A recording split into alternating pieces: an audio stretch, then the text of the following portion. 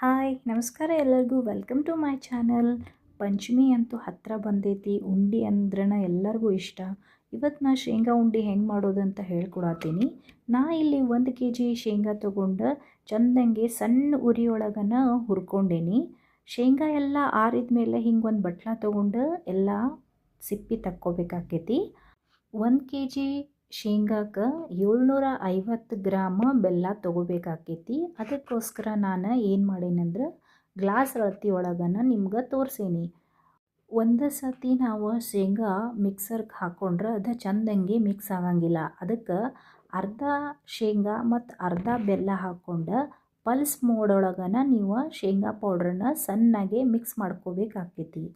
ಆಮೇಲೆ ಇದನ್ನು ಒಂದು ಬಾಳ್ಗಿ ಒಳಗೆ ಹಾಕಿ ಅದಕ್ಕೆ ಹುರಿದಿರುವಂಥ ಎಳ್ಳು, ಏಲಕ್ಕಿ ಪೌಡ್ರು ಮತ್ತು ತುಪ್ಪ ಹಾಕಿ ಚಂದಂಗೆ ಎಲ್ಲನೂ ಕಲಿಸ್ಕೊಡ್ರಿ, ಅಂದರೆ ಮಿಕ್ಸ್ ಮಾಡ್ಕೊರಿ. ಆಮೇಲೆ ಇದನ್ನು ಎಲ್ಲರೇ ಸ್ವಲ್ಪ ಸ್ವಲ್ಪ ಗಂಟು ಉಳಿದಿತ್ತಂದ್ರೆ ಕೈಯಿಂದ ಹಿಂಗೊಂದು ಸ್ವಲ್ಪ ತಿಕ್ಕಿ ಉಂಡೆ ಕಟ್ಕೊಡ್ರಿ. ಸ್ವಲ್ಪ ಉಂಡೆ ಮಾಡೋರಿಗೆ ಎಷ್ಟು ಅಳತಿ ಬೇಕಂತ ನಾನು ಡಿಸ್ಕ್ರಿಪ್ಷನ್ ಒಳಗೆ ಹಾಕಿರ್ತೀನಿ. ಈ ವಿಡಿಯೋ ನಿಮಗೆ ಇಷ್ಟ ಆಗಿದ್ರೆ ನನ್ನ ಚಾನಲ್ ಲೈಕ್, ಶೇರ್ ಮತ್ತು ಸಬ್ಸ್ಕ್ರೈಬ್ ಮಾಡಿರಿ. Thank you.